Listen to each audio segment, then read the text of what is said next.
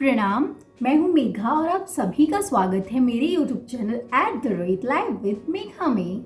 This is a study vlog or a challenge video and the challenge is learning web development from YouTube at zero cost. Well, this is day 32 of the challenge and I took a break of 6 days due to my university examination. I hope you all will be healthy and wealthy. So I took break of 6 days because of my university examination, and yeah, I'm very much happy for saying that 3 papers are over, 2 are left. As 2 papers are left, so उम्मीद है कि मैं अब daily study blog post कर पाऊंगी और अपनी पढ़ाई पे भी सही से फोकस कर पाऊंगी।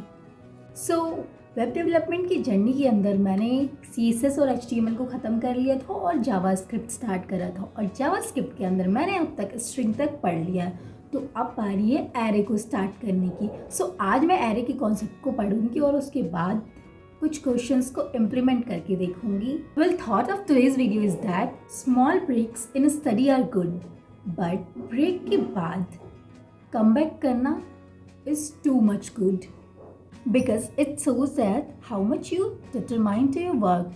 So without wasting time, let's go for a study. So आज की पढ़ाई स्टार्ट करते कोडिंग करने से, और स्ट्रिक की तो ऐसी की तैसी हो रखी है।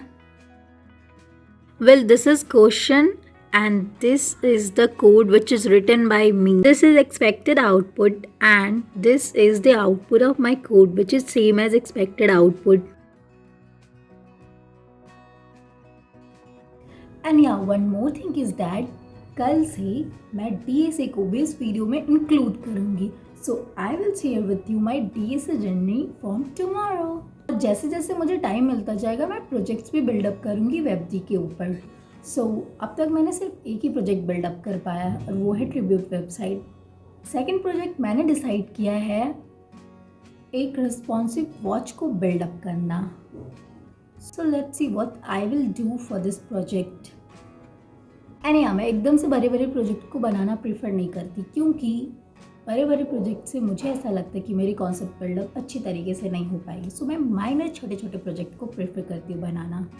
सो मैंने अब तक अभी स्ट्रिंग तक जावास्क्रिप्ट के अंदर पढ़ लिया। Now it's time for learning array in JavaScript. So after learning concept of array I gonna implement this in code. यहाँ पे मैंने सिटीज़ नाम की एरे बनाई है और उसके अंदर वैल्यूज़ को पास कर दिया है, और अभी यहाँ पे वैल्यूज़ है सिटी के नेम दिल्ली, पुणे, मुंबई एंड गुड़गांव। उसके बाद मैंने सिटीज़ के नेम को एक्सेस करके प्रिंट करवाने के लिए फॉर ऑफ लूप का यूज़ किया है। And here for city of cities is for of loop. Well, here city is variable, of is keyword and cities is array name. उसके बाद मैंने console.log की हेल्प से सिटीज़ की वैल्यू को प्रिंट करवाने की कोशिश की है। Output of this code will be Delhi, Pune, Mumbai, Gurgaon. Let's see what is the output. Running the code, this is the output of that code Delhi, Pune, Mumbai and Gurgaon.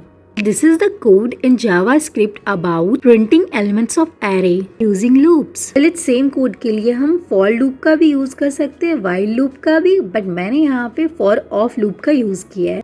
Well, मैंने जब console.log city लिखा तो सारे array के elements प्रिंट होकर आ गए। Let's see what will be the output when we write console.log cities. जब मैंने city को हटा करके array की नेम डाल दी थी cities, तब मेरी output 4 times same array print होकर के आ गई है। और सेम एरे 4 टाइम्स इसलिए प्रिंट होकर के आ रही है क्योंकि कंपाइलर ने एरे की लेंथ को खुद से डिटेक्ट कर लिया, which is 4, Delhi, Pune, Mumbai, Gurgaon. So the length of array is 4, इसलिए यहाँ पे 4 टाइम्स सेम एरे प्रिंट होकर के आ गई है।